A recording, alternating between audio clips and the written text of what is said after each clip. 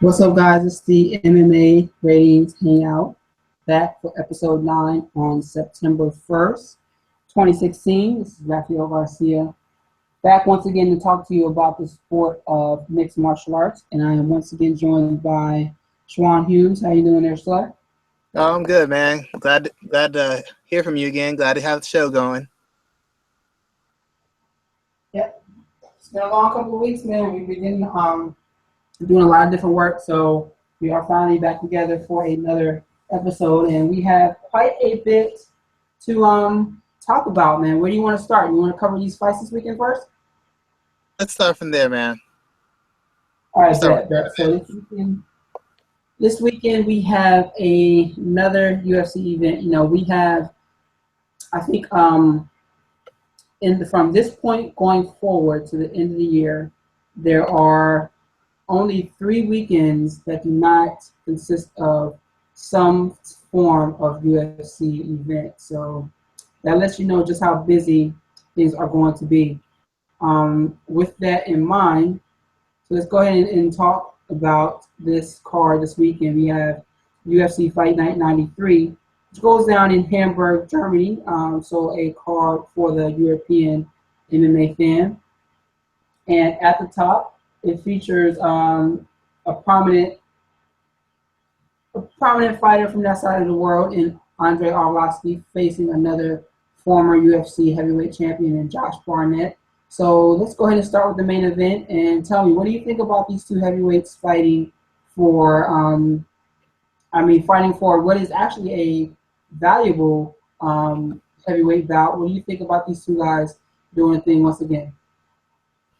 Well, once again, the first thing I think is it's a reminder of how thin the heavyweight division is and how long you can remain a top 5, top 10 heavyweight over the years because of that thinness. Because Arlovski and Barnett have been around. I mean, both of them are like almost OGs in the game of MMA. And here, some 10, 15, if not 20 years later, they're still competing, still fighting, and still within one or two, maybe 3 fights of a world title shot again. So that's the first thing that crosses my mind. Only in the heavyweight division can this happen. No other division allows you to be around this long and stay this close to the top. For Arlovski, I got to think it's coming down to his final run. He was able to kind of mask his chin and some of his recuperation holes, but in his run, but recently he's just been getting sparked repeatedly, been getting dropped, getting stunned, getting knocked out, and he's been doing it against guys who can hit and guys with some power and big guys, of course. But the nature of how he's had his lights put out in the past few fights really concerns me. Barnett, on the other hand, is actually he actually looked good in his last fight. Actually, he hasn't really looked bad since he's been in the UFC, to be quite honest. And he's always been a durable guy. He's actually got the better all-round skill set, better grappler. I'd almost say he's a better striker, like a more sustained and more layered striker than Arlovski. And he's really the guy who's actually, in the past couple years, has actually held up the most, much more than Andre. Andre's been hit or miss. He either wins or he gets brutally finished. And Barnett's been able to maintain his competitiveness regardless of what organization he's been in and regardless of what level of opposition he's been in. So I'm probably going to go with Barnett in winning this. And to be honest, I think it'd be better if he wins it because I think he's got more of a chance if he has to face potentially Stipe or Overeem. I think he's got the best shot. Arlovski just can't take punishment, like he really can't take punishment at all. And against the caliber of fighters they have at heavyweight right now, I don't know that his offensive skills are good enough for him to navigate that kind of weakness. So let me ask you this. With the way the heavyweight division is kind of shaping up and the way it's been in, I hate to say old man's division for the past few years, do either one of these guys interest you as a potential heavyweight challenger? Barnett does. He's got enough skills. He's good on the mic. He has a kind of character, and he's the biggest thing is he's got the durability. Arlovski just can't take punishment anymore. Like I said, when he got dropped, even in some of his wins, he's gotten stunned badly, or if not dropped badly in fights. I just don't think he has the durability to be an effective contender, and he's no longer as fast and dynamic as he used to be. He used to be one of the most explosive heavyweights in division, but he's not that guy anymore. So when you take away his explosiveness, that also impacts his offense, and it also makes for bigger holes in his defense, and he doesn't have the durability to stand up to it. Barnett, just based off the fact that he's got the better skill set, he can fight you in every range, and he's got the durability that if the fight's not going his way, he can work his way back into it. Once it goes downhill for Arlovski, it just goes downhill. So, I mean, I'd really rather not see him in a title fight. You know, even if he wins tomorrow, I'd have to see at least another 2 or 3 fights before I'd even consider him a viable contender. Punch, and anybody who can take a punch, he's at there's a chance for him to lose. I mean, Roy Nelson might knock him out at this stage. So let's talk about this and what needs to happen in the heavyweight division to kind of get that allure back that it had for so many years. You know, are we like, who's the next young contender that is going to come up in this division and kind of make some noise? Because right now, all of these guys are 32 and over, pushing a lot of miles, pushing a lot of years in their career. So do you see any younger guys coming along and kind of taking this division by hold? You know, for a while, people thought that was going to be Todd Duffy, but look how that kind of ended. You know, Jared Roshaw couldn't do the thing either, even though, you know, he was cut with a 6-2 UFC career. So who's kind of left? Like, what are they going to do? A lot of people like I actually want to say Derek Lewis. He's the most proven guy out of the young heavyweights. I mean, his record isn't the greatest, and he hasn't beaten a lot of the upper echelon heavyweights. But what other young heavyweight fighter has fought in the level of competition he's fought and won? I mean, his win over Roy Nelson is better than almost any young heavyweight in or outside of the UFC, because most heavyweights aren't facing that level of competition. What other heavyweight in the past, I don't know, this year or in the past 2 years has had a young heavyweight has had a better win than beating Roy Nelson, who's been a consistent UFC fighter and who's gone on at least 2 or 3, 4 or 5 win streaks on a repeated basis. I'd have to go with Lewis. I don't think he's a really good enough defensive grappler or counter grappler, and his wrestling is a little suspect, but he's so big, he hits so hard, and he's so explosive. Unless you're just an athlete, you might take him down, but he'll explode right back up. It takes a certain kind of athlete to hold him down, and most of the guys, even the guys who are the better athletes at heavyweight, aren't either. If they were that kind of athlete, they're no longer that kind of athlete anymore due to age and attrition. And the other guys just aren't. They don't have that explosiveness. They just don't. I mean, outside of maybe a Cain Velasquez and Stipe, you know, those guys might have the cardio and conditioning to consistently keep putting them down and hold them down and work them over. But a lot of the other guys all clearly have holes that he can take advantage of based on power alone. Overeem doesn't take the best shot. DeSantis doesn't take the best shot anymore. Arlovski has never taken a really good punch before. And you know, those are the guys who have the experience in the class that would separate him even further from the younger heavyweights. I mean, what they need to do is get more big, strong, athletic guys into MMA. The problem is there's a lot of other sports that need guys who are 230 and 260 and up, and all those sports pay more money. The UFC doesn't pay enough to get the best heavyweight athletes into their sport. Even a guy who's a heavyweight boxer is going to make more money potentially if he shows any sort of competency and skill. He's going to move it faster than an MMA fighter. And even if you're an MMA fighter in the UFC, you're not necessarily making bank either. So it's just a matter of becoming more enticing to guys who are bigger and stronger and have that athletic background. But as it stands right now, there's not enough money in it for guys to come in. So you're going to continue to see guys who were retreads in the heavyweight division for a long time. They'll either be guys who come in from other organizations who've been in the UFC before. That's what Arlovski was. He got cut. He fought his way back up and got back into the UFC. I mean, a lot of the guys, the only reason they had a lot of heavyweights recently was because they absorbed Strikeforce. So, I mean, the UFC's never had a whole lot of really world-class heavyweights in their entire career. A lot of the fights have been doubles and trilogies and rematches because they don't have a deep enough division. It's almost always been that way. That's why they forced the Santos Velasquez rematches. That's why they forced Tim Sylvia versus Andre Arlovski repeatedly, because they don't have a deep enough division with enough young guys to build a division, to flesh out the division, or to kind of test guys enough to work them up slowly to get to the level they need to be at to compete against a seasoned veteran. It's just the curse of being a heavyweight. It's the same thing in boxing for the same reasons. It's just easier to go play football, go play basketball, or even play baseball than it is to go and train to fight for less than a tenth of the pay. No, and I totally agree with you with that. You know, when you look at the rankings, only I think, like you said, Derrick Lewis is 31, so he's not even that young. And then there's 3 other guys who are under the age of 30. And Stefan Struve is one, Ruslan Magomedov is the other, and then there's Francis Nagano. Those are the only 3 guys who are under the age of 30 years old, and they're ranked 12, 13, and 14 respectively.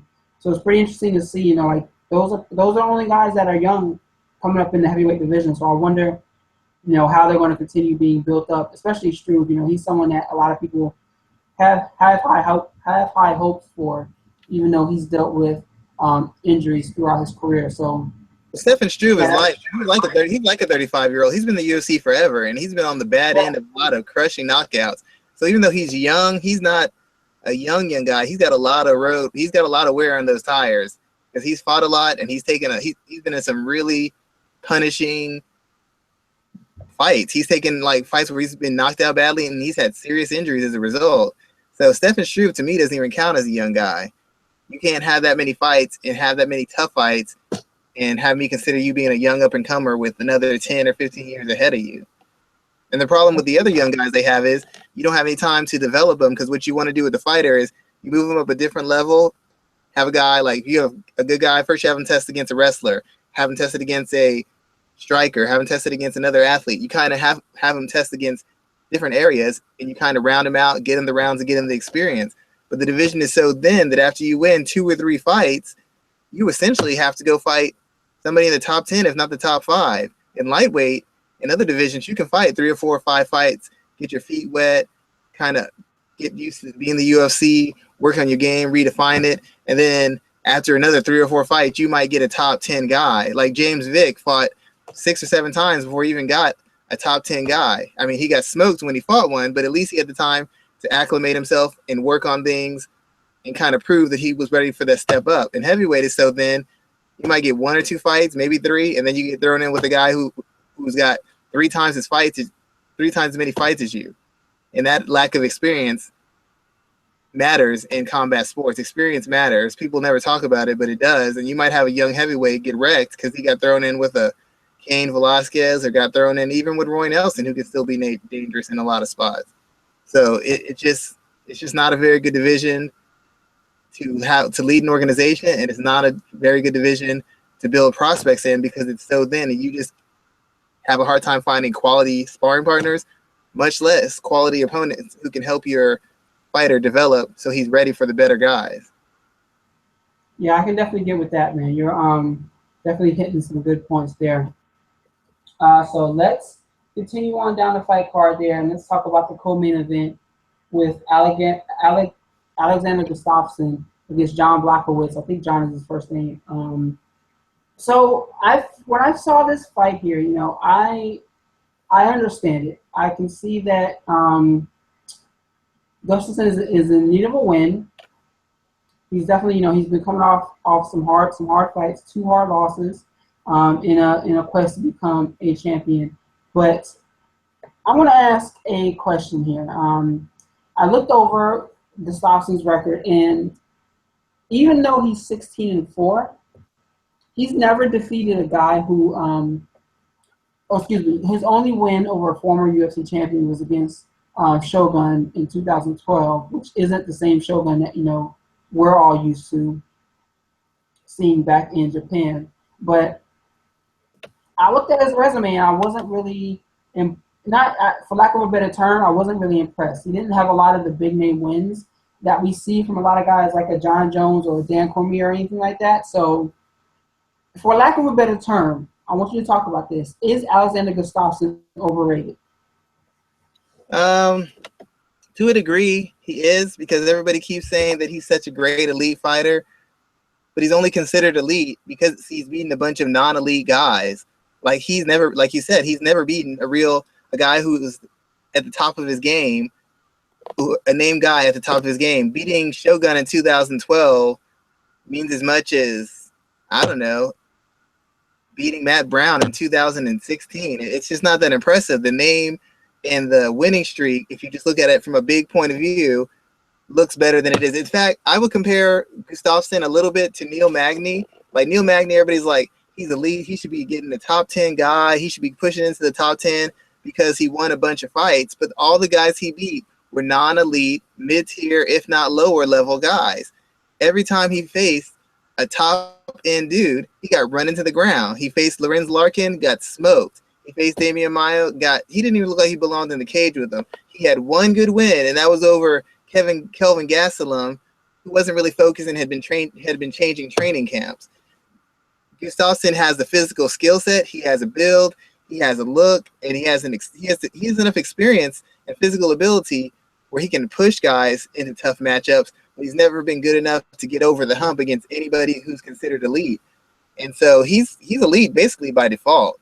I'm not saying he's a bad fighter, but when you think about guys who are overrated, you have to put him in there. And until he beats someone elite, and facing this guy, a tough guy, a good guy, but once again, non-elite guy. You know, you become elite by beating elite people close to their prime, if not in their prime. And he has never done that. And even in the wins he's had, they haven't been, exactly devastating or dynamic. And win against Shogun wasn't that spectacular, to be quite honest. John Jones fought a better Shogun, and he smoked him. OSP fought a similar Shogun, and he knocked him out in one round.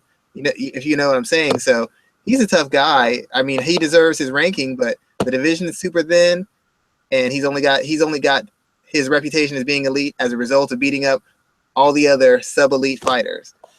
I can't really consider him elite until he beats someone who is elite, but I'm not going to hate other people for thinking he is. I mean, what else can he do outside of beating a top guy, which he's been incapable of doing so far in his career?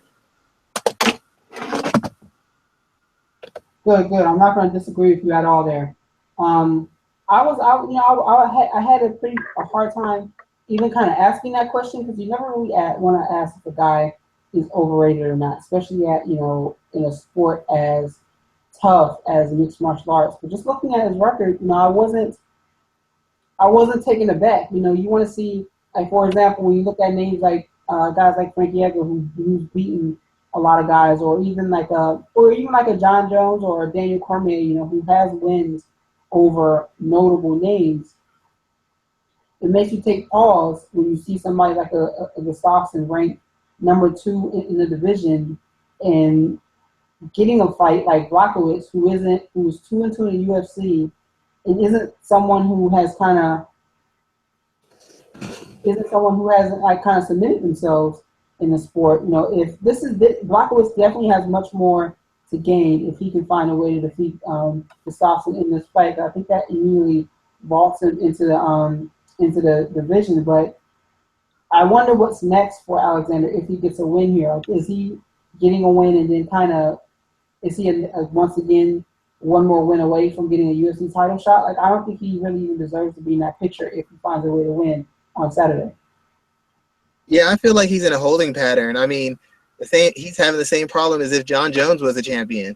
I mean, maybe he could match with Daniel Cormier, but once again, Gustafsson, he's not a big seller as far as a pay-per-view guy. He's not a big name anywhere except for Europe.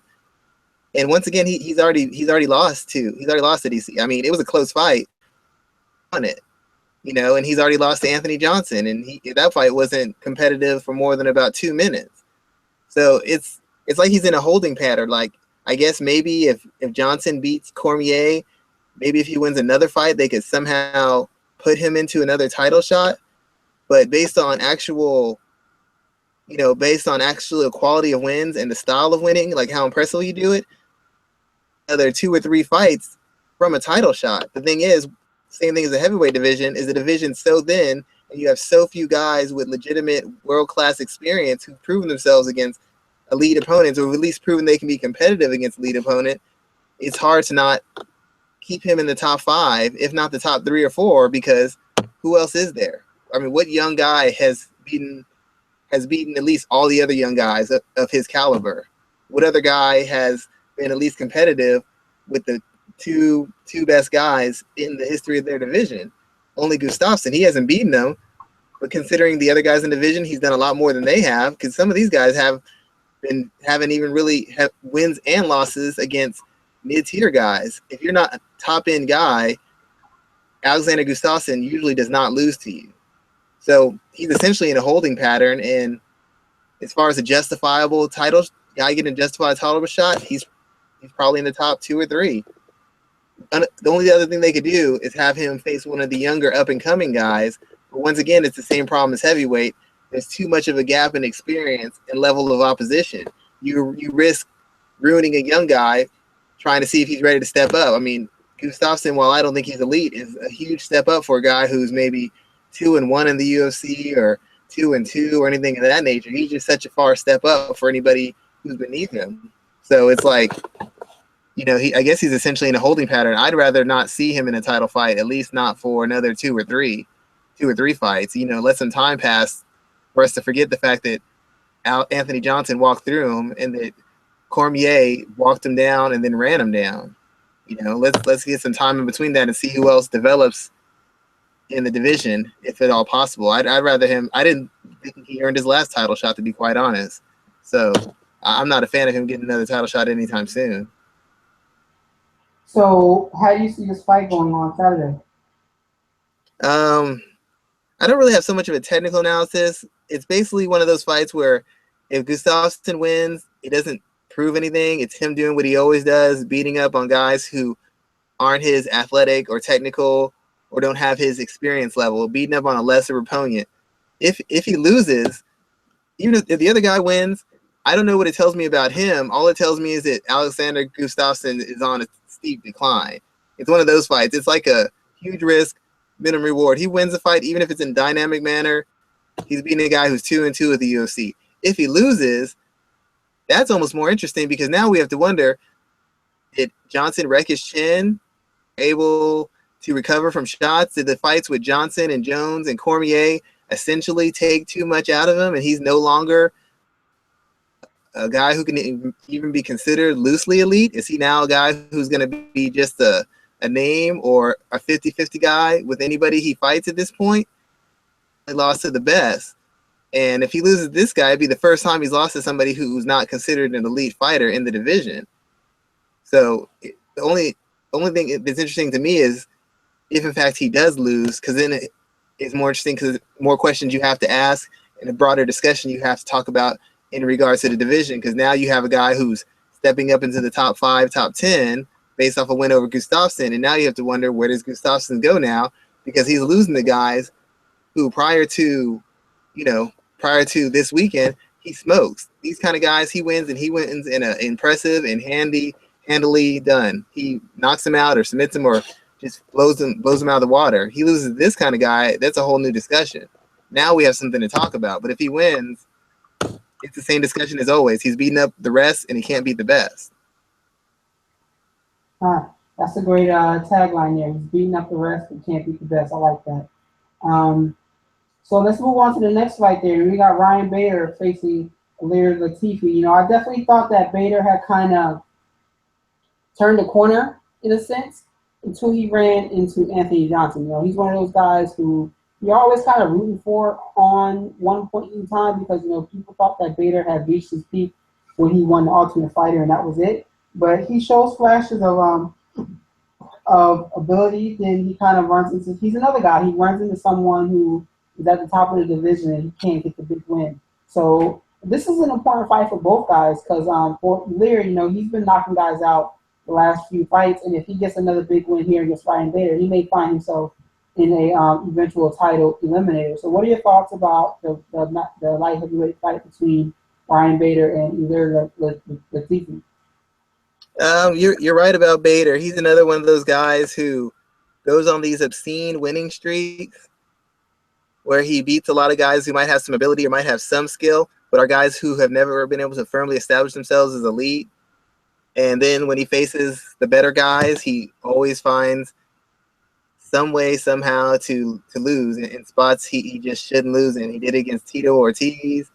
I really thought he had a chance to beat Anthony Johnson because there's been a certain book written on Johnson, and he had and yet Bader, it's like he was either scared or he totally checked out of the fight mentally, because whatever game plan he had, I can guarantee you he did not execute it, and he got finished quickly. That was a loss that I was actually surprised by. I thought, same as you, that Bader had turned a corner and kind of gotten himself under control and been able to perform in big spots.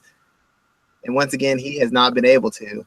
I'm probably going to say I favor Latifi. I mean, he's on the upswing. He's actually technically, and as far as conditioning and pace and cage IQ, he's actually gotten better. Ryan Bader has gotten better at elements of his game, but I can't say he's really improved when he's been put in tough spots. Anytime he's been in tough spots, he seems to regress to the same guy he's always been, a guy who loads up on power punches, a guy who shoots from too far out, a guy who gets either stuck in one mode of wrestle, or strike, a guy who stops being a mixed martial artist and all of a sudden starts being a one-dimensional fighter. And his wrestling isn't good enough for him to be one-dimensional. It's not world class. He can be stuffed, he can be taken down, he can be sprawled out, he can be countered, and his striking, while it's gotten better, isn't world class either. It's nothing he can hang his hat on and say, you know what, we're just going to stay on the feet and I'm going to put hands on this guy. He's not that guy. Not power-wise, not diversity-wise, not defensively, not offensively. So I really haven't seen as much improvement in him technically, and it seems like when the lights are on and he's facing a person who can and will hurt him and has kind of like an intention to, and is going to put some pressure on him, it seems like he folds. And while Latifi isn't elite, he seems to be working his way up there. His striking seems a little bit cleaner. His entries, his awareness to defense, his pace he puts on, his ability to maintain that pace, and his ability to kind of mix it up and kind of use all the skills and all the tools to get wins. It's seemingly increased. He's seen to improve on every single level. That's something I can't say for Bader. He's like got to the point and he's plateaued again. And so I'm thinking that he's going to once again lose another fight. And I think Latifi's going to officially make himself known as a top 10 guy, if not a top 7 guy. Because beating Bader still means something. It doesn't mean that you're the elite. But once again, it's like with other guys, it means you're clearly above the rest of the division. And to be quite honest, as thin as light heavyweight is, we need another name, another guy who's putting wins together, who's showing improvement, who's taking those steps to break into that top 10, top 5 area. We need that. It's been the same guys for the last 2, 3, 4 years almost. So we need to see something different for the division to have any chance of developing forward. We need something of a shakeup. And I think Latifi's within his ability to do so. Bader gets tired. Bader gets frustrated. Bader has a tendency of fighting stupid against anybody who doesn't let him dictate when and where the fight's going to happen. Anytime you look at the fights where he hasn't been able to control the pace and dictate where it's going to go and how it's going to go, he's lost. And he's lost badly. Just check the fights. Versus Jones, he couldn't dictate, loss. Versus Johnson, he couldn't dictate, loss.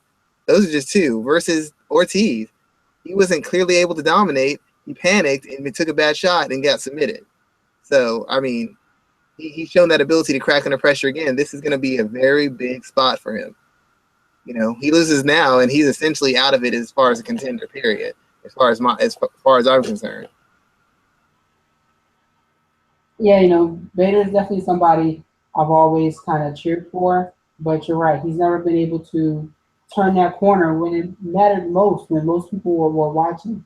He had those flashes, you know, when he fought Rampage, that he looked like he was going to make that turn, but then, you know, he runs into somebody who is an elite contender, and he just kind of, he just, I don't want to say he finds a way to lose, but even the Glover Teixeira fight, you know, I think back to that when he was in some good positions and showing some good moments there, and then he gets clipped and gets put away.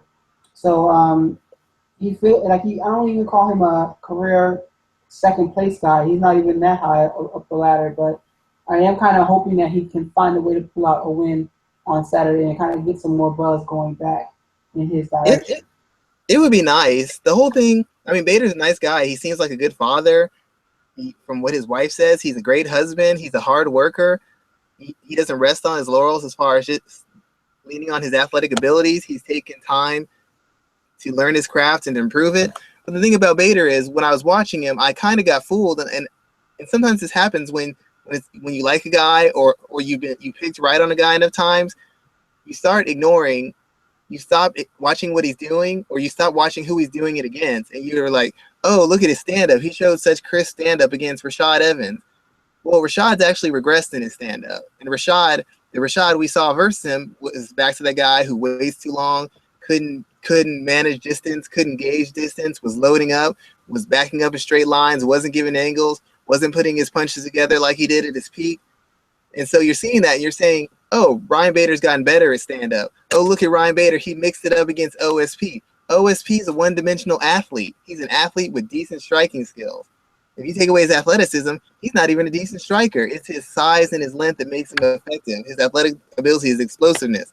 So when you see these fights and you see him showing this IQ and this discipline and this cardio, the question is, who is he showing it against? Is he showing it against a guy in one moment, a guy who outclasses him in 2 of the 3 areas? No, OSP doesn't outclass him in 2 of the 3 areas. And this version of Rashad Evans didn't outclass him in 2 of the 3 areas. A lot of the guys he beat weren't as good of athleticism, didn't have the wrestling he has, didn't have his cardio, and didn't have his experience. But the minute he faced guys who were threats in multiple areas, he folded up. Anthony Johnson's a threat. He can be a threat on the ground because if he gets on top of you, he can control you and work you over, or he can just KO you on the feet. John Jones can dominate you on the ground, finish you. He can out-wrestle you, and he can outstrike you. He totally embarrassed Ryan Bader. And that's what happens. Against the guys who he needs to show that skill and that poise against, he never shows it. He always cracks when a guy can threaten him in multiple areas. When he's not the boss, when he doesn't have the advantages, I have not yet to see him win one fight where he does not have clear advantages in experience, athletic ability, and wrestling or striking, and even though his striking is not that great. When he doesn't have those advantages, he's just another guy. But when he has those advantages, he looks like he's really improved and he's possibly elite. But if the only time you're elite is against non-elite guys, you're not really elite. It's like a basketball game. If you only score 40 against the worst teams in the league, you're not really a scorer. I want to see what you do against the best team. If you only average 15 against the best teams, that's what you are. You're more of a 15 to 17 point a game guy than a 40 point a game guy. You're judged by what you do in the biggest spots against the best competition. That's what determines who you are as a player. Same thing with the fighter. Just because it's fighting and it's a tough sport doesn't make it any less true. And they say they're a real sport, which means you're going to get real criticism from people. And if you don't want to take real criticism, then you can't say you're a real sport. We got to look at the numbers too. Fighting's more than that, but who you beat and how you beat them still matters. Same thing as it does in football and basketball and any other sport. Good points there. Good points. Are there any other fights on this card that kind of catches your attention? I know that this isn't a big event. It's overseas. Is there anything else that kind of stands out from Saturday's event? Not really. I mean, there's no real. It's not that they're not good fights.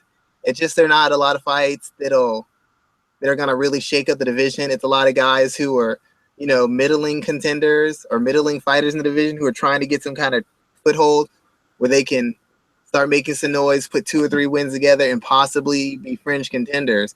So, I mean, there's always interesting fights from the point of if the fight, it's interesting and it enables you to get a better sense of combat, pacing of fights, and techniques. But as far as fights that matter and fights that are really going to expose you to some kind of truth about MMA or about the division, there's not many of them. There's not many at all.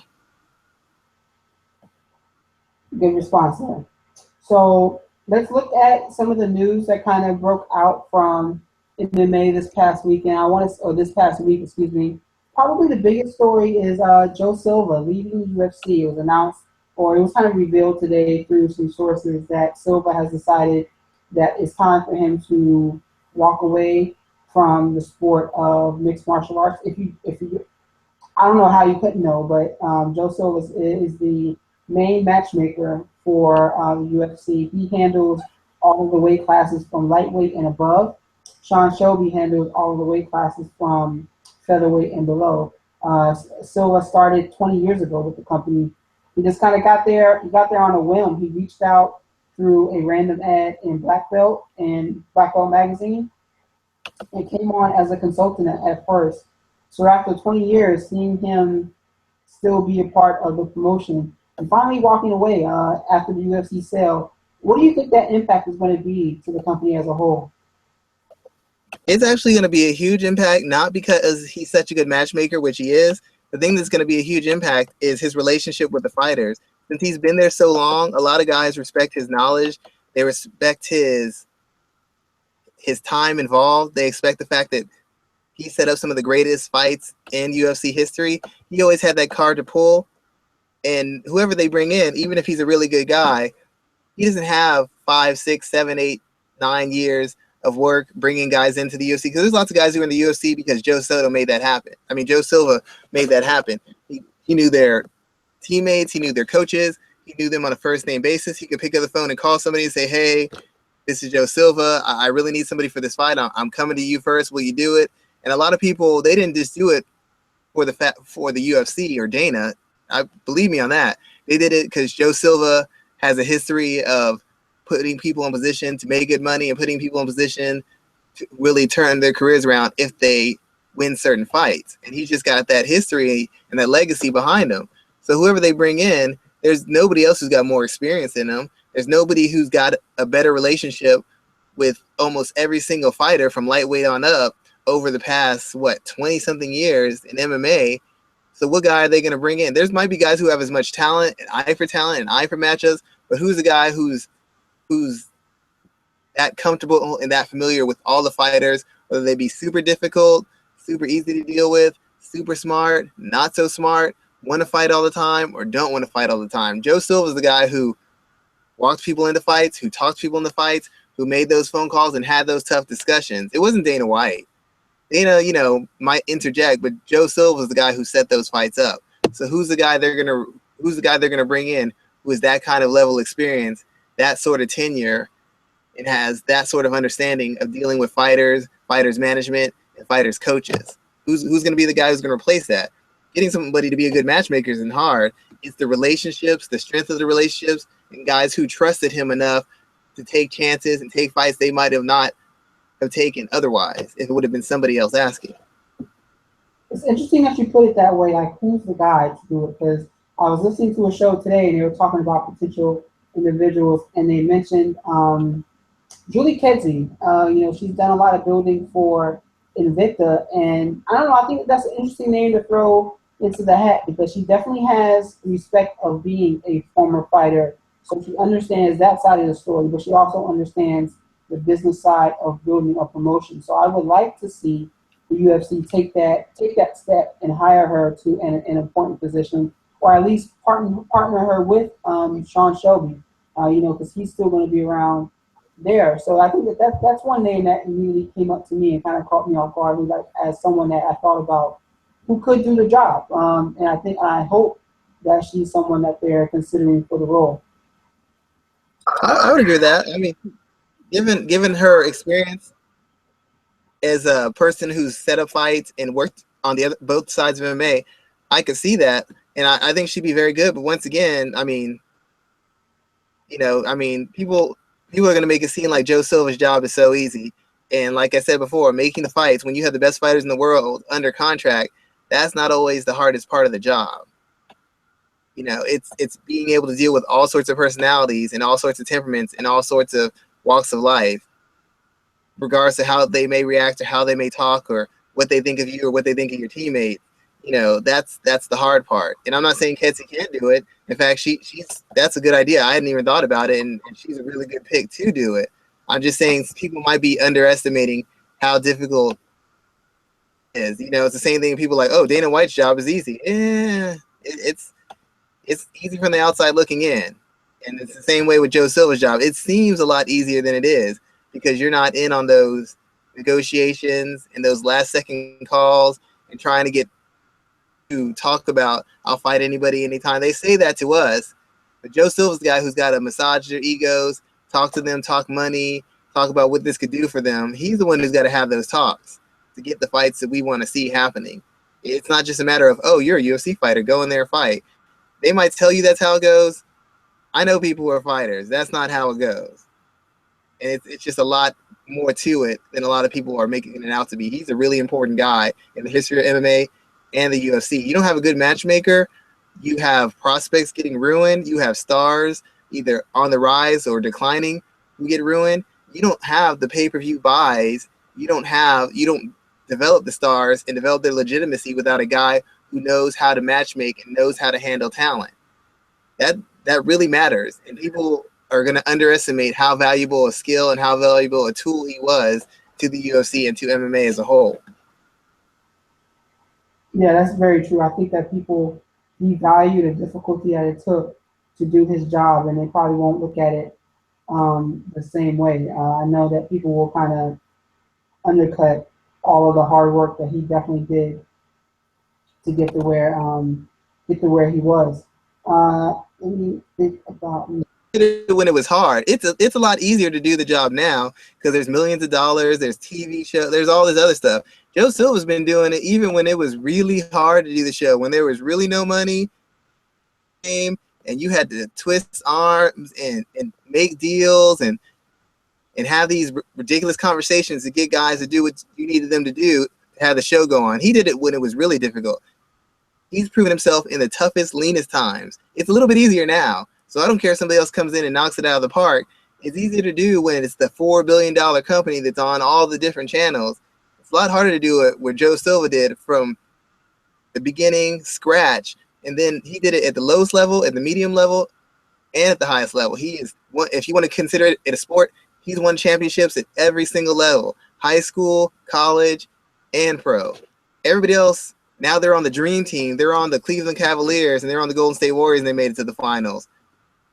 Well, that's easy now. Y'all have LeBron. You have Steph. Let me see you take the Knicks to the finals. Let me see you take the Milwaukee Bucks to the finals. That's the only way I could make you equivalent to what he's accomplished on his own. Very true there. Very true. I'm thinking this is a big story to watch going forward. So it'll be interesting to see what happens over the next few months. This has been a big year of change for the UFC. So I wonder what's going to be coming next. Let's talk about George St. Pierre. You know, he's been talking about returning to the sport of MMA for quite some time now. The rumor is growing that he's going to be back for UFC 206, which is going to be in Vancouver, I believe. Vancouver or Toronto, one of the two.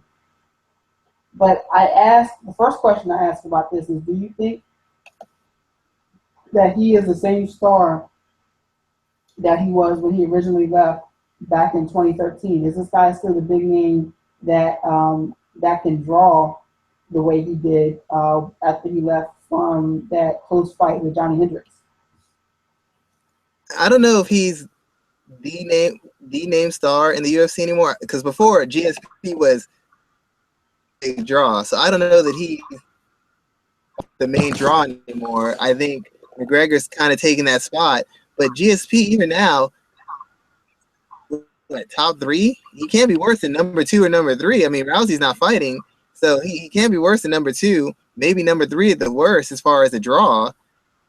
You know, I mean, the fact that he's been hinting at it for months, if not years, since he left, and people still care enough to click on the story to find out if he's coming back or when he's coming back, that alone proves that it matters. Because there's lots of other fighters who, if they unretire right now, when Shane Carwin talked about coming back, I don't remember anybody really caring about that. I don't remember any discussions. Dana White didn't give that any credence. He didn't talk about it. You know, Ken Shamrock once never gave up when he was coming back. Nobody really cared. I mean, when Kimbo came back, it was more of a knowledge, more important to the MMA world than 90% of the other fighters who have no name and have no crossover appeal. So he has crossover appeal. He still has a name. He wasn't as good as he was in his prime. The fact of the matter is, he still didn't lose his title. He left with the title intact, and he left beating a guy who's still, at the worst, considered top 10. At the best, probably top 7, top 5. That guy took his best shots and he beat him, you know, on the first try. Robbie Lawler didn't do that on the first try, and the majority of the other welterweights got blown out versus this guy. some cachet to his name because he didn't go out on a loss, and because he's still been pretty prevalent. They still talk about him. You got the world champion Tyrone Woodley talking about him. You had Robbie Lawler mentioning him. Conor McGregor used to mention possibly fighting GSP as well. So, I mean, you have all the guys who are either champions or big names in the sport. Even Ronda Rousey mentioned GSP more than once. So you have all the top people, including Dana White, still talking about him, whether it's casually, in a business sense, or in a sense of we're not pleased what he's saying about our sport. Either way, he's still in the topic of discussion. And you can't say that for 95% of the fighters, even the guys who are champions. GSP gets talked about more than Demetrius Johnson. So he's no worse than number 2 or number 3 draw in the UFC right now. And that's without having fought in years. Yeah, I can definitely agree with you on that, especially with the way the company is kind of fluctuating right now. I think he's someone that I would look forward to seeing him coming back, and especially if you book him in the right match, because there's a lot of guys out there. I would love the idea of him fighting Conor McGregor. I doubt it would ever happen, but that would be a massive fight for everybody involved. Damian Maia's out there. Obviously, Tyron Woodley's out there. So there's names for him to compete against. Who would you want to see GSP face first when he does step back into the octagon? I'm kind of conflicted on this. I'm not sure if I want to see him face like just a top guy right off the bat. I mean, it has to be a guy with some kind of talent level and skill because nobody's going to buy him going in against somebody who's like in the top 15 or top 12. I mean, that wouldn't fly, I don't think. But the same instance, I'm not sure if I wanted to see him just jump in it with the very best, being that he hasn't fought in 3 or 4 years now, if I recall correctly, or is it just 2 or 3? It's something like that. I think it's 3.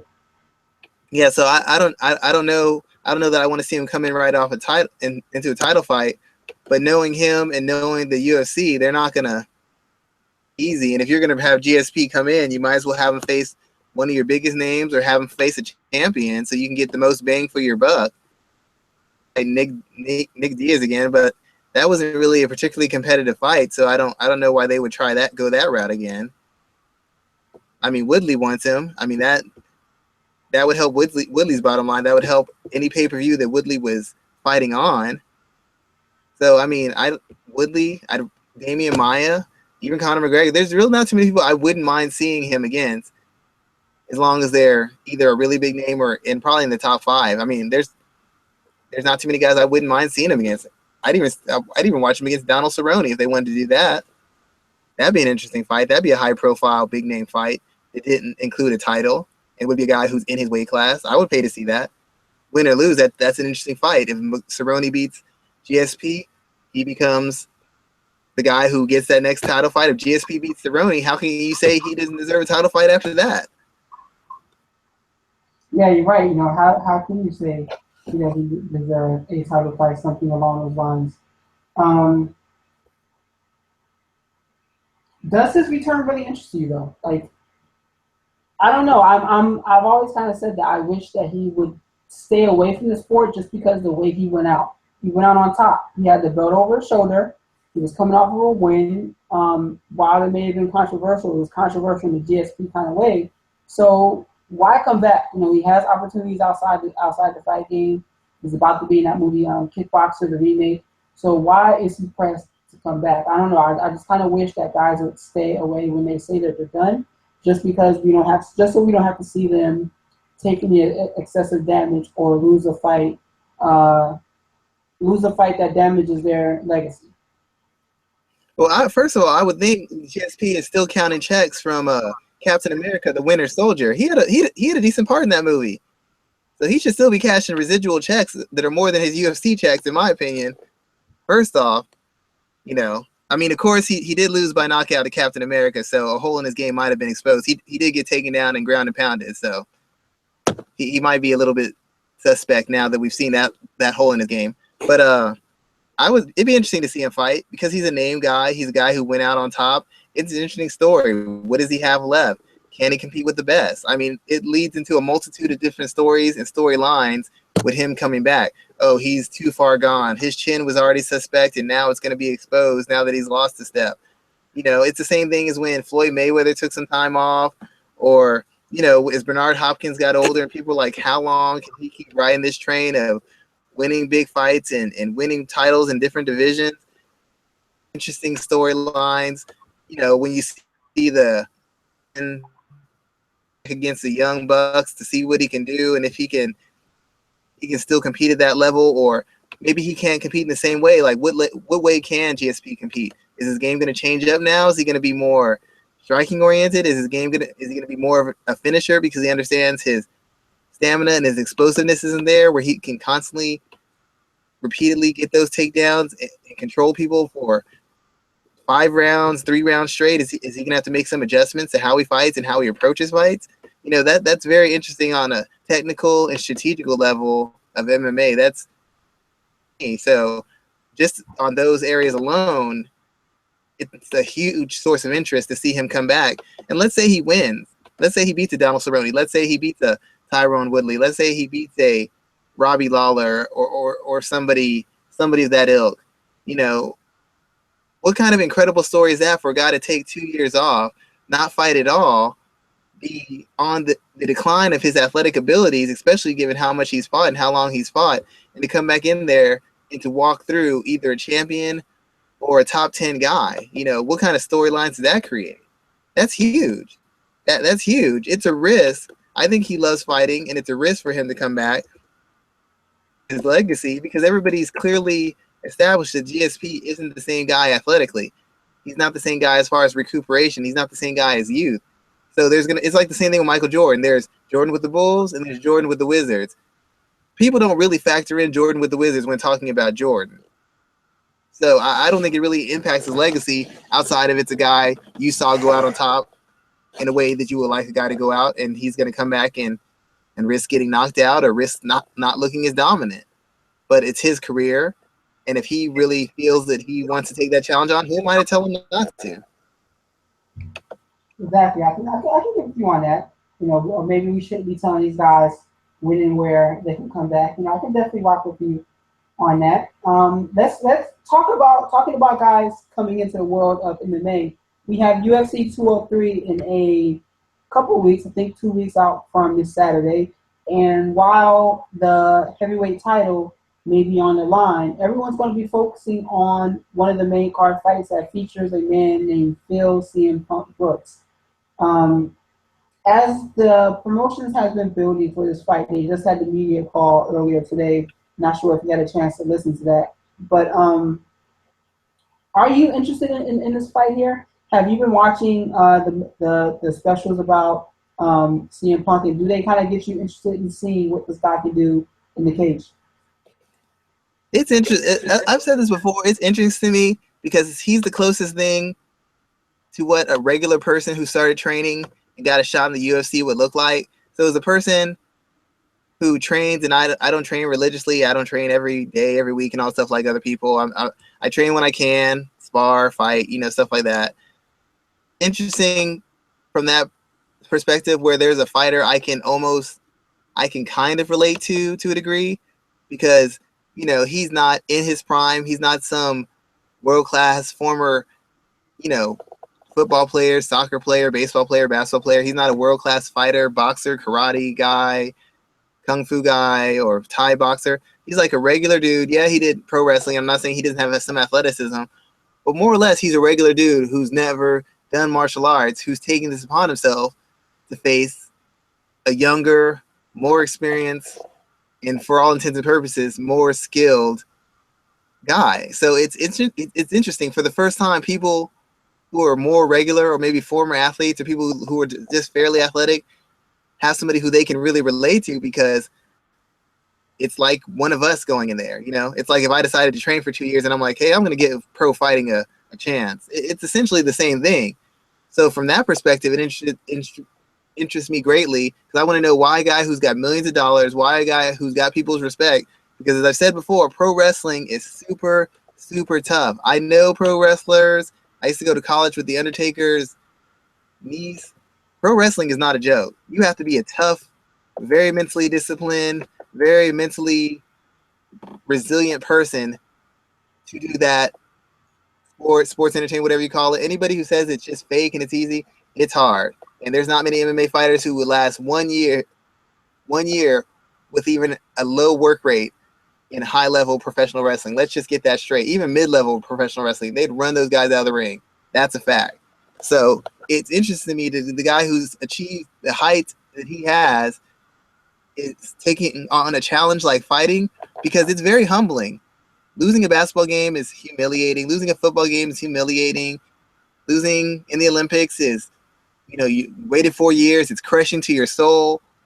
But as somebody who trains, and I know you train, and I know you got experience with combat sports, getting knocked out or getting submitted or losing a fight, there's a reason why people just talk real loud and push people between them when a fight's about to break out, because it's very shaking to who you are as a person, to your core, especially for men, because every guy thinks they can handle themselves, they can protect their family, they can fight if somebody attacked them, and we both know that as far as actual technique and skill and cardio, 90% of people can't fight at all. They just can't.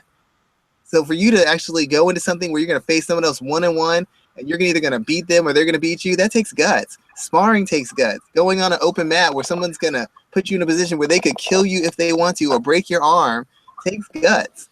And it's very interesting to me that a guy who doesn't have to take that risk, who doesn't have family who needs to eat, who doesn't have this, urge to be the best, is going to take that on just because he wants to see what it's like, just because he has the opportunity. That's very intriguing to me. So from that level, I'm very intrigued. That's a pretty interesting way to put it, because I was listening to someone talk about it today, and they mentioned how they got to respect the fact that CM Punk has gone through the process of getting into the octagon, that he's taking that walk down to the cage, which is big, which is definitely big. So, yeah, I can agree with you that, this is a compelling storyline, because he is, committing to do something he doesn't have to. He's already a millionaire. He could have continued pro wrestling, and he could have worked on different shows after leaving WWE. He could have been just as rich, making probably bigger paydays than he'll make on Saturday, or next Saturday. So I can definitely agree with you on that. I just think that I'm concerned because the way this promotion is kind of presenting it, is talking about how he's already had his injuries and multiple issues he's had. Like, that's one side of the storyline, and it's a great opportunity for Mickey Gall for sure.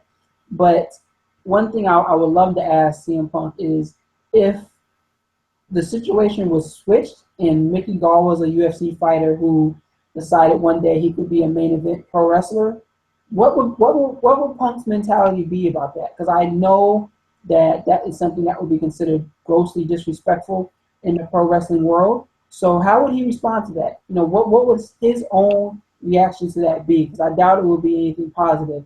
But yet he's doing the same thing right now. The weird thing about that is I've had this conversation many a times with people, like when Kimbo first came out, and people were like, Kimbo doesn't deserve a main event spot. He doesn't deserve all this money. He doesn't deserve all these interviews and stuff he's getting because he didn't work his way up. The same fighters who say that will gladly take a part in a movie when they haven't been taking acting classes for years. They haven't been auditioning for a bunch of parts. Like, why is it okay for Ronda Rousey to get a role, or Gina Carano to get a role in huge franchises? And I'm talking about, like, a good role where she gets to be in the movie longer, because everybody on the set, I mean almost everybody, even the extras and the stunt women, are more accomplished in filmmaking than Ronda Rousey, and she's getting more screen time than them. Gina Carano, she had her own movie. It wasn't very good. It wasn't a big budget movie per se, but she got her own movie based off of fights. Like, it wasn't based off of acting. Paige Van Zandt got to be on Dancing with the Stars because she fights a lot, and she's not even the biggest star in female MMA. So a lot of people. She did have a big time dancing background though, so I'll give her that. She definitely had a That is true. It's just that a lot of people, nobody ever minds when they get an exception, when they get to move to the front of the line. Ronda Rousey gets to produce movies. Well, it's because I'm interesting and my ideas are good. No, it's not. It's because you're a fighter and you're popular. That's why you're getting these opportunities. So as much as wrestlers may hate it, I remember Triple H having a part in Blade 4 what kind of acting did he ever do where he deserved to get a movie role in a successful film franchise? Or was it Blade 3? You know, what did he ever do? Why did John Cena have whole movies written around him? Why is he in a movie with Amy Schumer and a huge hit movie? Based off of what? What has he done as far as a pure actor that says that he should have those roles? Nothing. So you can't complain. You can't take it on one side, take the free ride and say, well, I earned it because I'm brave and I'm taking on a new venture, and then insult somebody else who's getting to cut the line in your sport, in the sport you grow up in, the sport you own. If you're going to do that, then just be consistent. Be consistent when they interview you. Say, hey, I don't really deserve this. I got this because I'm a fighter. There's other people who are better suited for it. That's the same thing with rappers getting roles, albums. You didn't put the work in. You're getting it because of something else. It almost happens to everybody in every phase of life, and I'm cool with it because nobody's ever upset when they're the ones benefiting. See, CM Punk isn't mad that he's benefiting. I don't remember The Rock complaining about getting paid millions of dollars to do the Scorpion King, and he hadn't proven anything as an actor. He got roles based off of his ability to talk on the mic as a wrestler. You know, he's a great actor. He proved that he was worth it. But what did he do to get those roles? What did Stephen Amell do to get in wrestling? He played a superhero on TV. Everybody gets passes, and if you're gonna get mad at them for getting passes, then you got to get mad at yourself, and you got to absorb all the criticism. You can't get offended by it. Because CM Punk has gotten offended by guys who say he's fake and he's not very good. His ego gets hurt. His ego gets bruised. But he doesn't understand that some of these guys fought for years to get in the UFC, and he's getting a pass. But if he would have been in wrestling and somebody just walked in and main evented WrestleMania, he'd have been mad too. He would have been mad, and he would have thought they don't deserve it. So I think it would have been the same thing because almost every single situation, everybody's bitter about what somebody else is getting because they're not getting it. It happens routinely, and I call it out every time I see it. And I'm actually kind of disgusted by it. Because the same people who are always complaining about somebody doesn't deserve something, when they get something they don't deserve, dead silent. Oh, well, you know, I've done this, this, and this. What does that have to do with making movies? What does that have to do with a rap album? What does that have to do with getting to host a show or be a sports announcer? You've never done that before. There's people who go to college to be sports announcers. And you're getting the role because you used to fight? I guess. I mean, I suppose. You know, that's just my perspective on it. Yeah, I can definitely rock with you on that. I don't have any no points to arguing against there because you are definitely hitting them all hard there. So let's talk about some of the questions that I got another comment about CM Punk. So what happens if he wins or loses? You know, most people are expecting him to lose this fight. I am as well. But what are your thoughts if he wins or loses? What are both sides of that? I personally would like to see him at least put on a good fight. I mean, if he loses, it's what's expected. He lost. He's facing a real fighter in his very first fight. He has a bunch of excuses.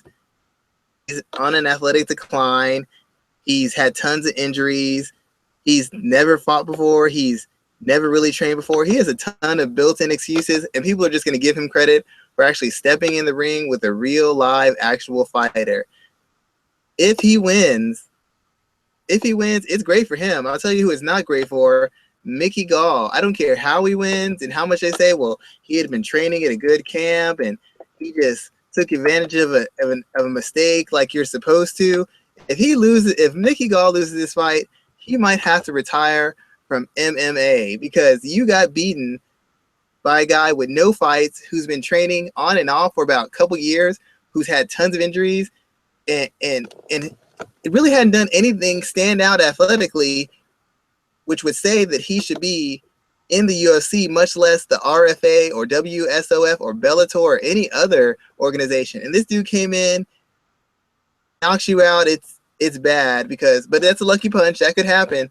If he submits him, that's just a matter of better IQ, better awareness, and better skill. That means a guy who's been training for less than 2 years outskilled you. And that's unforgivable. If he loses to CM Punk, he might have to rethink his whole career options because he will never get past that. I don't care if he wins a bunch of titles. I don't care if he wins 17 fights in a row. He will always be the dude who lost to a first-time fighter, former pro wrestler. It will be all over trending on Twitter for the next 2 months. It'll be all over ESPN, and he's going to be interviewed about how this guy beat him. And if he loses, I guarantee you he won't he won't be a good sport about it either. So all I hope for him is that he does not lose, because a loss at this level with this kind of media circus and against this level of opponent is beyond embarrassing. I don't care about the whole everybody has 2 arms, 2 legs, everybody has a shot. No, this is supposed to be a slam dunk for you. And if you lose this fight, it's like missing a wide open dunk with no one behind you. It's embarrassing. You know, it's like kicking off the ball with no time left, and they just keep lateraling it and go 99 yards to score a touchdown. It's snatching defeat from the jaws of victory. So I suggest Mickey Gall not lose. That's all I know for him. He better not lose. I can definitely. I mean, yeah, it'll be a bad circus if he does lose. I guarantee you. I won't let him down. I can't even give him credit for fighting, because you're fighting a first-time guy who, for all intents and purposes, might not be a better fighter than I am. I can't even give you the credit for fighting the best. You're fighting an 0-0 fighter who is a pro wrestler, and he beat you. You don't get any credit for it. He gets CM Punk gets tons of credit for taking that challenge on, doing something he's never done, something he's never trained for. Mickey Gall isn't going to get one bit of credit. He's not going to get credit for stepping in the ring. He's not going to get credit for taking the fight. He's going to get all the blame for losing to a guy he has, for all intents and purposes, no right to lose to, and rightfully so. As I said before, he better not lose this fight, because he will never hear the end of it. Never. His parents might not even answer his phone calls if he loses this fight. Who'd you get beat by? CM Punk? You mean the wrestler? Well, he must have got a lucky punch. No, he submitted me with a knee bar. What? Dude, you need to retire. You need to give it up. It's not for you. MMA is not for you. Yeah, it's definitely going to go downhill from there. I can get with you on that. So we got one question, man. We got one question this week about Anthony Pettis, who looked amazing at 145. He had a great fight against Charles Oliveira, getting the win by submission, submitting probably one of the best grapplers in the game today, other than maybe like a Damian Maia or Jacare, Wilson Hayes. But Charles Oliveira is definitely up there. What do you think about Pettis at 145? Is he going to be able to keep this up? Is he going to remain viable down there and put on a run? Or is it just a matter of time before we see him kind of struggle with the weight cut and struggle with this weight class as a whole? Well, the best thing about being at 45 is Pettis. If you've seen enough Pettis' fights, you can see he's kind of like a guy. He said it in an interview once. I find submissions. I find these guys' chins. I find the right hit shots. And at 155, against the better guys and the tougher guy, it's just harder to find that one shot. He doesn't put punches together. He's not a volume guy. He throws one at a time. You saw it against Oliveira. But at 45, his power carries over a lot better. So those 1 or 2 shots he throws, when he hit Oliveira with one body shot, changed.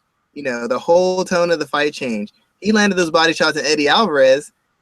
It didn't change the tone of the fight. He landed some against RDA. Didn't change the tone of the fight. He's landed a lot of fights. Even in fights he's won, he's landed like that, and it didn't necessarily change the whole tone of the fight. It didn't change it against Clay Guida. It didn't change it in other cases. But at a lower weight class, his power makes a huge difference, and his strength does too, because Oliveira had him up against the fence, but Oliveira couldn't hold him. And in those scrambles, where it was those 50-50 positions, it wasn't just skill that allowed Pettis to get on top and to pull out of those submissions. It was the fact that he's a bigger, stronger guy. They allowed him to win those scrambles that against a guy at 55 who's a little bit bigger and stronger, he wouldn't have won those scrambles. There's lots of instances he lost scrambles at 55 against certain guys. So that weight, that size, and that power advantage is going to be huge for him. What's going to hurt him is he's no longer the fastest guy out there. He was pretty quick compared to most lightweights. That's how he could land some of those kicks and create those lanes for those single shots and get in and get out. Even though his footwork's not the best, his length and his quickness allowed him to dictate to a certain degree. Guys had to walk through. Guys had to kind of find him and work their way in to get to him, and they had to pay a price to do that. But at 45, he's not the quickest guy anymore. Guys can beat him to certain positions. They can beat him to angles. Oliveira's speed to a certain degree, his pressure was giving Pettis some problems. His physical strength wasn't, his power wasn't, but his speed and his pressure was. And like I said before, Pettis he's not an active striker. His footwork is a little shaky. He still moves back and forward in straight lines, and he doesn't really jab at all, much less consistently, to keep guys off him. So he's going to still have guys pressuring him. The only difference is The guys won't be able to hold him up against the fence and muscle him. I think there's a lot of guys he can beat at 45. I don't know that he beats the elite guys. Max Holloway, I don't know. Frank Yeager, I don't know. Jose Aldo, I don't know. If Conor McGregor could make 45 and be healthy, he doesn't beat Anthony Pettis, doesn't beat him, but he should at least be able to get himself back on track, put some wins together, and then work his way up to the elite. I think he has some holes in his game to address, but you don't address those by going after the elite right away. You fight guys like Charles Oliveira, you fight Jeremy Stevens, and you slowly work those new techniques and new strategies into your game plan in real life fights under duress against guys who can fight and guys who can beat you if you're not on your game. And then after you get it together, you got your timing, you got your game plan right, you got your skills set to where you don't have you're not being attacked the same way by everybody. Then you can go after the elite, because Anthony Pettis' wrestling is still an issue. Charles Oliveira wasn't even going to mess with him on the feet. He was going straight to the takedowns, and Charles Oliveira isn't a great wrestler. He's not, and he got Pettis down more than I liked him to get Pettis down. So I think this can be a good division for him if he goes through the process and he works his way through the steps and he works his way up the ladder and gives himself time to acclimate and really work his skills and really redefine his game. But if he's just going to jump in the deep end of the pool, he's going to have problems. He's going to have the same problems he had at 55, because a lot of the guys at the top of the division are capable of doing to him the same thing that Eddie Alvarez did to him, the same thing Edson Barboza did to him. Frank Yeager can do what Eddie Alvarez did to him. Yeah, I can definitely see that. I'm looking forward to what's next for him. But I think he has an interesting wrinkle to this weight class there. So that is going to bring our. I do apologize. I wasn't trying to take that win away from him, because that was impressive. It wasn't an impressive win, but being that we're talking about him moving forward and looking at him objectively, I can't ignore the holes in some of the holes that haven't been addressed, or the fact that they've been addressed a little bit, but he hasn't had enough time to fully address them and fully come up with countermeasures for them. I can't ignore that just because he won the fight. He won the fight, but let's not act like Oliveira wasn't putting hands on him, didn't put 2 and 3 punches, 4 or 5 punches on him, and didn't take him down repeatedly and have him in some bad spots that he was only able to get out of because he was the bigger, stronger guy. I can't pretend like that didn't happen, because I saw that happen. Yeah, that was definitely an interesting fight there that could have gone either way for a second. I was expecting Pettis to give him more trouble, but it was interesting to see the final result there. So yeah, we're going to go ahead and bring this week's episode to a close. Schwan, let everybody know where they can find you and what you're talking about on a regular basis. You can find me on Twitter, Black Jordan Breen, or of course you can just put in Schwan, SCHWAN, Humes, HUMES. I'm always on there talking fights. You'll see me talking to other analysts. Sometimes you'll see me on there talking to coaches. Sometimes, and just for people who follow me, there's times people ask me about certain fighters or certain fights or certain guys what my breakdown is. And because I'm dealing with a coach or I'm dealing with somebody from another team who wants me to give them a write-up or a breakdown, I might not answer right away. Like the night of the fight, I might reply to you. It might be a couple days, or I might wait a week, right before the fight when it's kind of too late to make any adjustments, because someone actually mentioned that to me. They're like, you did this for us.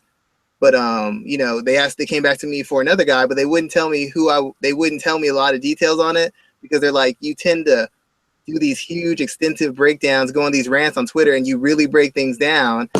And a lot of guys watch social media. He goes, I know for a fact there's fighters in my gym who follow you. I know for a fact there's coaches at other gyms who've seen your stuff, and they don't follow you directly, but they follow you through other people, and they pay attention to some of the stuff you're saying. If we're working with somebody, you gotta kind of lay off him until, the night before, maybe the day before, then you can start talking about it. But we don't want you to go into great detail, because you're just going to put out what you think, and what you think is often what you're telling us to do to make an adjustment to beat someone. So if somebody comes to me, I will talk to you almost anytime about anybody. But if for some reason I don't get right back to you, it's not because you're not important. It's just because I'm more than likely talking to somebody who's working for that opponent or potential opponent, and I can't just go out there and put it all out there, right away. Very true, man. Very true. Gotta be careful sometimes with what you say. So Yeah. I appreciate having you on the show. My name is Raphael Garcia, as always. If you find me at rgarcia_sports, catch everything that I'm talking about in the world of sports in general, man. Covering a lot of stuff from Colin Kaepernick to UFC event this weekend to start an NFL season and everything else in between. So thanks again for. How do you even sleep, man? How do you even sleep? I don't, man. Who knows? I'll figure it out one of these days. Man, I admire that grind, dude. I'll figure it out one of these days. So be sure to catch us this week, and we will be back next week to talk about the world of MMA and lead into UFC 203. Have a great night, everybody.